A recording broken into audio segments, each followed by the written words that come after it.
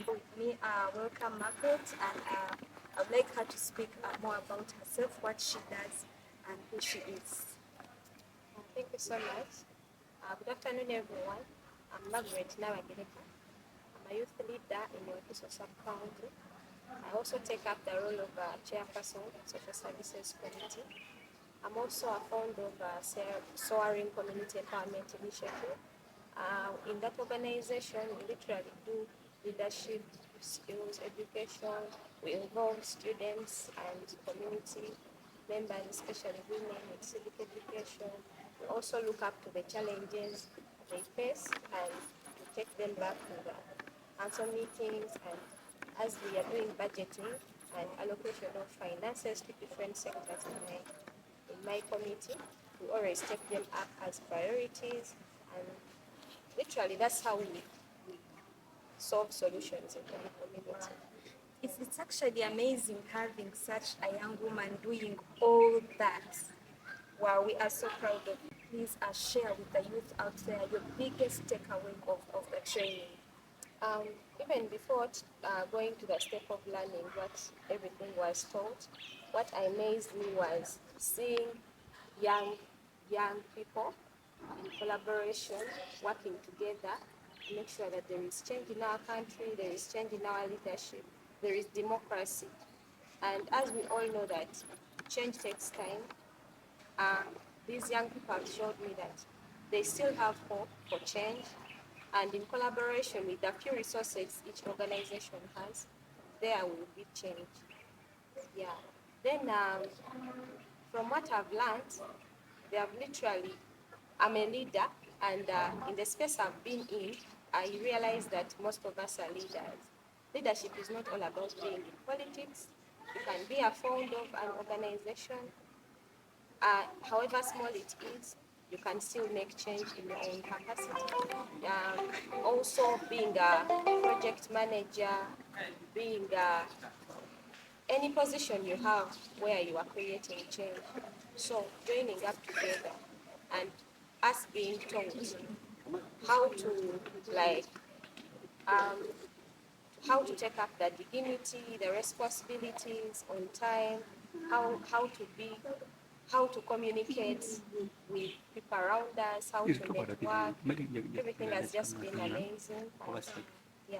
That's a big lesson that we take from her, because in this era, youth think that participation is only running for office, becoming an MP. But it is something, I'm glad you brought it up, and it is something that each one of us should learn. So our very last question, Maybe another thing I learned is, most of us be in leadership, but you realize that there are a lot of policies and human rights that we don't know of. So if we keep ourselves in such engagements continuously, I believe that we shall be able to know most of the policies that we can use. So as we put our what we want the government to do for us in writing, and it's already written. There is no way they can say that we can't provide you this, yet it's already written among the policies. So us knowing the policies, the rights that we are supposed to be having, it's also nice to take up our leadership during the discussion and decision making. thank you so much, Margaret. And like she has pointed out, it is really amazing to be in such spaces and learn more of what she has learned.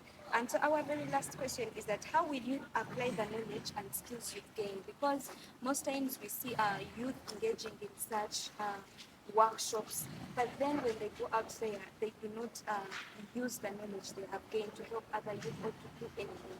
And so to you as Margaret, how are you going to use these skills and knowledge that has been imparted into you? Yeah, as I mentioned it in my introduction, that I'm a founder of a community-based organization, and we also provide leadership skills and civic education to students in schools and communities, women. I believe that when we provide this education to students earlier, we are grooming future perfect leaders to provide all the services in the right way, without corruption, without taking up racism, without taking sides, without being that, for me, I belong this side, So I believe that me taking back this information to my team that provides this education to the schools and the community, I believe that we shall be able to groom the perfect leaders for our spaces and different institutions that provide the right services to us. Wow, wow. Thank you so much, Margaret. It was great having you. And I believe that we've learned a lot from her.